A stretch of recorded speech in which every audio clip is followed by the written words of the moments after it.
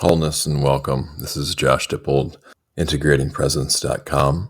Today's title is Ask Anyone Anything. With whom?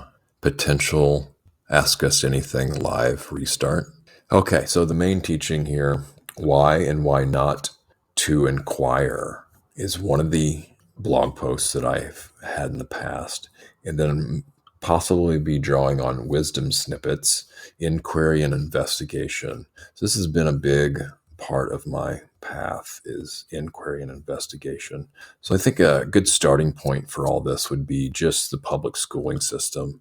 Probably many people listening to this, if they haven't been involved directly with the public schooling system, then they know plenty of people who have. And I will just give my experience, which will show my age here, date me a little bit, is that went through high school in the public schooling system in the 90s, mid to late 90s, let's just say.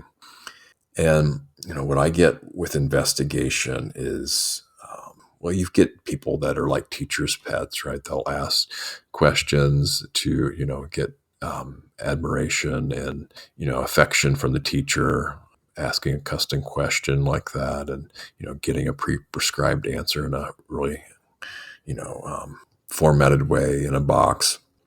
Then you've got people that are rebels that will just ask basically to piss people off, to harm, for kicks or whatever like that. So those are two main types that I'm familiar with. And there's plenty more.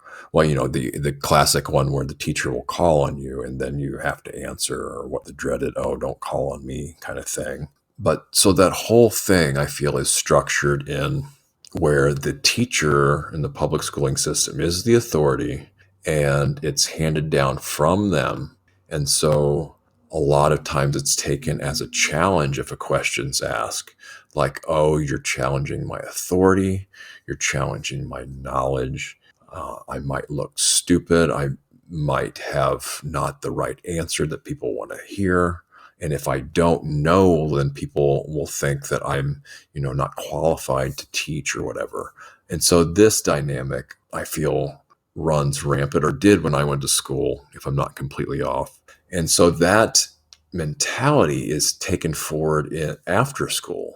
So now if somebody comes up to just anybody that's not really considered a teacher and asks them a question, that whole dynamic, unless it's really conscious that it's going on, it's still there, right? So if somebody asks us a question, a lot of people will take that as a challenge to them. Like, okay, who do you think you are asking me a question about something?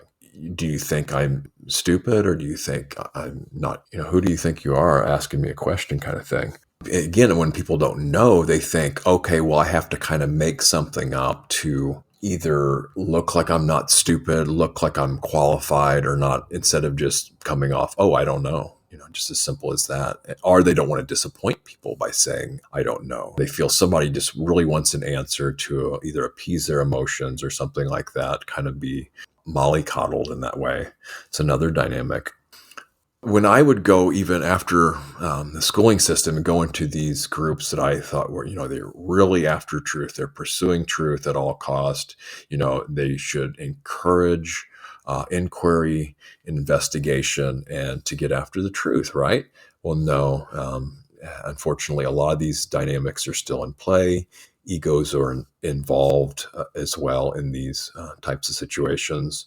And sometimes just questions can be really challenging, and they can be really taxing on the emotions, personality. People might have just a lot going on in life, and questions can be really intense, and they can bring up a lot of things people aren't ready to see or deal with, acknowledge, makes them uncomfortable, will trigger things in their past. Things will come up where they're relating things to the past. There might be anxiety about the future come up with certain questions. Some people might think they're stupid for not being able to know the answer, or there might be dissatisfaction in the answers given, and that might not be able to be properly expressed, I guess, integrated or handled or responded to by the questioner. So there's all tons and tons of dynamics involved in this thing. Nicole Amber says, great topic. All my questions were not the type that could be answered. Big questions. And yes, these are the lovely questions, right? And I love those because, yeah. And so this is, even if we can't get to the answers of these, just asking them, I feel, are really worthwhile because they show how mysterious life can be, right? They show the vastness that goes beyond just the prescribed program we're given to run with: the house, the car, the kids, the job, the eat, sleep, repeat, entertain, vacation. Maybe sometimes I talked about this in the past, and that's all okay. But for those who want to go beyond that, that's kind of more what I'm looking at. How do we address that too? Nicole Amber says, a lot of my questions start like this. What if we did something totally different than? Yeah, yeah. It just, so saying, yeah, what if we did something totally different than the way we're doing things now, right? What if we flipped everything upside down or started over? That's right. And so many people, and then this is also tied to a comfort zone. So a lot of these are tied to a comfort zone, right? And people they'd rather stay comfortable than even just ask these questions. Even some of just a consideration can sometimes be uncomfortable with some people. So when you actually start to seriously consider even just making changes or doing something different. Now, I know for me in the past, sometimes changes, the ones that I wanted couldn't come quick enough. The changes that I didn't want were dreadful, right? And then flipping everything upside down and starting over. Yes, and especially in meditation practice, just starting over, being comfortable with that, because how many times do we have to just start over and over and over again in meditation practice? Just have to be, it's almost be okay with infinitely starting over and turning everything upside down. That is pretty much a given requirement for me a lot of times, because so many things are inverted, reversed, distorted, that it's just a good exercise to just look at the exact opposite, the polarity and opposite of that. Okay, so now on to this why and why not to investigate. These things were triggering people when I was asking questions with them. And so how would I take responsibility for this? Well, I had to come up with, what is my intent for asking questions?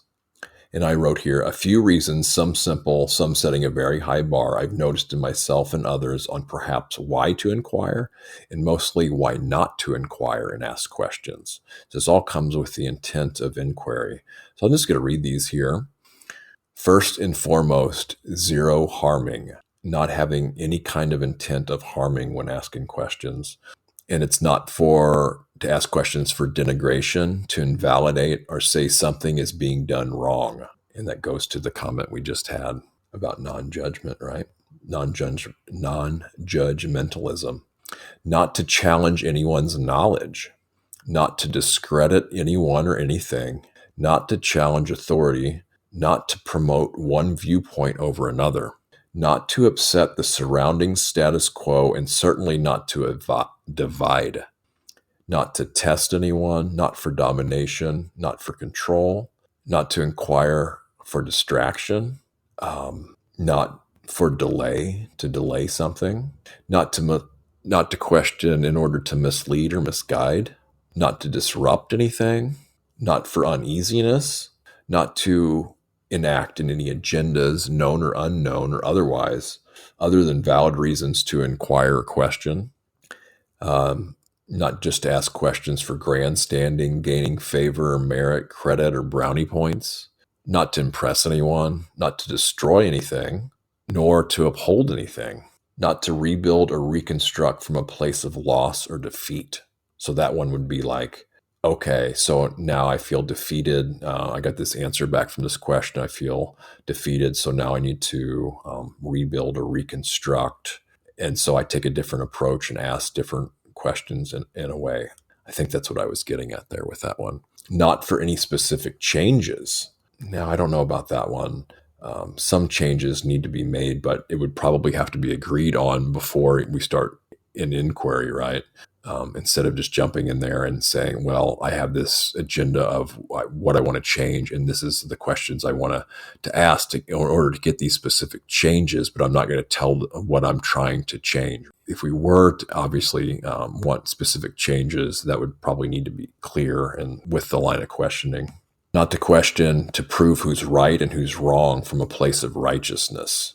It's a big one for me, especially in the past. We just, oh, this person is not right. I'm better. I have the moral high ground, which may or may not be true. But then to go and prove that I'm right and the other person's wrong, people argue for days and days and days about who's right and who's wrong. This next one, not to ask questions in order to, or inquire in order to prove one's doubt. So we might go and doubt someone, and then, oh, I'm gonna just find out, whether my doubt's worthwhile, right? The skeptical doubt's okay for getting to the truth, but again, this goes to proving I'm right, they're wrong, kind of thing. Not for the requirement to receive an answer. So sometimes we question, we have to have an answer. And that's not necessarily always the case, because it's a valid way to answer a question is by complete silence too. It's one of the ways the historical Buddha was said to answer questions out of 4 ways. One of the reasons for that is depending on the situation, somebody might come in flustered, want a yes or no answer to something. And then either way, if you answer it yes or no, it's going to cause harm either way. So staying silent in those cases can cause even less harm than answering yes or no, depending on how it's coming at you. Not for any unskillful, unwise, unwholesome reasons associated with modern day schooling systems, aka educational institutions. So that's a big one. It's pretty vague too. I don't really have time to get into all the unskillful, unwise, unwholesome reasons associated with modern day schooling systems. Not to nitpick and get lost in the weeds. So sometimes it can get into arguments and just start losing the entire main thread of why we're asking the questions, right? Just go all over the place and start nitpicking and get things that are irrelevant. Also, not to leave any others behind, right? To kind of be that star inquirer, to stand out and look like I'm the best. Or the opposite, where you just think that, oh, I'm not good enough. I'm just going to, if I'm forced to pipsqueak up a question, then I'll only if I have to. This goes again to division, right? So we don't ask questions. I mean, it doesn't make sense to divide people when inquiring. Not to patronize or speak down to anyone as well when inquiring. Not to dumb down oneself for a better chance to be understood or overstood. That's a big one in our society too, a challenging one, because it seems like the news is on like a 6th grade level. So people have just been kind of conditioned to not be very smart, I guess, just say it. But then to go and dumb down oneself just because they want to be understood better, it's almost condescending to have to dumb down oneself, I feel a lot of times.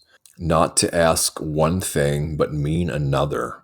So how many times in life do we see people saying one thing but meaning another thing, but then actually doing something entirely different? And so when that was pointed out to me, it made a whole lot of sense in one way, but I still haven't had an answer to that, why people say one thing will mean another. Not to inquire to personally prove oneself, right? People are out to prove themselves. Not to suggest preferences or desired outcomes without clearly stating them. So again, this is kind of like leading the witness, right, in a trial or something like that, where the subtext of what's going on, the not directly saying, but suggesting certain preferences or desired outcomes without making them clear. So it's kind of a deception type thing. It would be even more helpful if I could give examples, but we'd be here a long time, I think. Not to ask because one can. Now, I don't know about that. I might have changed my mind about this. Because if we withhold on this, then we could be kind of limiting ourselves. The wisdom in this, I feel, is just kind of being reckless because you have the ability to just ask anything because I can. That doesn't seem all that wise to me. But at the same time, basing that just on ability alone, I have to sit with that one more. I guess it depends on who it's asked to, too. On one hand, we don't want to limit ourselves, but on another hand, yes, we don't want to be reckless. Number 35 here, not to be seen and or heard in order to be seen, heard and or seen. Now, this is not discrediting from the fact that yes, we need to be seen and heard, but can that happen in other ways besides, I guess, forcing questions on someone just in order to be seen or heard? Unless it's the right appropriate space, right? I guess I mean randomly here, just for those purposes, because there's other, I guess, more wholesome, skillful ways to be seen and heard than just questioning for just that reason alone, and not for just mere curiosity, not for mere curiosity. So I don't know if that's enough to really get a line of inquiry going just because you're curious. Although, wow, I can't believe how many times I've broken these. And this is, I know from experience, right? And of course, I invite questions to these, and obviously you're welcome to break these in order to question them. So then why should we question and inquire? And I posit here, perhaps inquire, assess, and question with the intent to lean towards true knowledge, liberation, and the long-term well-being of all. So as far as I know, as of now, that's the main reason to engage in a line of reasoning. This is one of the reasons I was drawn to Buddhism, is because they have this doctrine of open inquiry. And it's funny, it's called a doctrine, because usually doctrines are in order to put questions to rest, right? So you have a doctrine, so everybody understands everything. You don't have to question, you already know with a doctrine. And this kind of turns it on its head and says, no, it's open inquiry. You can ask. You're encouraged to ask. You have to investigate and see and know for yourself. And then this is from a sutta on asking questions, AN 5165. Sariputta said, all those who ask questions of another do so from any one of the five motivations. Which five? One, ask a question of another through stupidity and bewilderment. One, ask a question of another through evil desires and overwhelmed with greed. One, ask a question of another through contempt. One, ask a question of another when desiring knowledge. Or one, ask a question with this thought, if, when asked, he answers correctly, well and good. If not, then I will answer correctly for him. Venerable Sariputta is said to be known as the foremost amongst wisdom of the early followers of the Buddha. And then I did a thing on fools don't associate with fools. I don't think this comes from Number Discourses 3, Yoniso Sutta, improper. So a fool is known by three things. What three? They ask a question improperly. They answer a question improperly. And when someone else answers a question properly with well-rounded, coherent, and relevant words and phrases, they disagree with it. These are the three things by which a fool is known. An astute person is known by three things. What three? They ask a question properly. They answer a question properly. And when someone else answers a question properly with well-rounded, coherent, and relevant words and phrases, they agree with it. Okay, so this other post I have here, inquiry and investigation. So as I said at the end of the last post here, why even bother investigating or inquiring? And it's with the intent to lead towards true knowledge, liberation, and the long-term well-being of all. It's also to know the truth of the way things actually are, and then align with truth to bring great happiness. But how and why does aligning with truth bring happiness? Maybe it's time to investigate that for oneself, right? So one of the primary draws to the Buddha Dharma, I was just talking about, for me, is the encouragement to deeply, thoroughly, and fully investigate horizontally, vertically, and beyond. There's this phrase, ehi passiko. It's a Pali phrase basically meaning come and see for yourself. Don't take my word for it. You must look into, investigate so you know for yourself. Some of the modes of investigation I'll go into here in a second, but read this quote from Ajahn Sucitto that I heard him saying in a podcast years ago. I don't think I can find the exact podcast, and this is just in the middle of a talk he was given a section. And he says, people are prepared to transcend all moral boundaries to sustain their view and fixate upon it beyond all reason, beyond investigation. Investigation is considered a conspiracy. To actually try to find the truth is considered a deviant occupation. And I love that so much. And this is the saying like I did on the truth event, where A lot of people, they don't really want to know the truth. They just want to be reassured what they believe is true.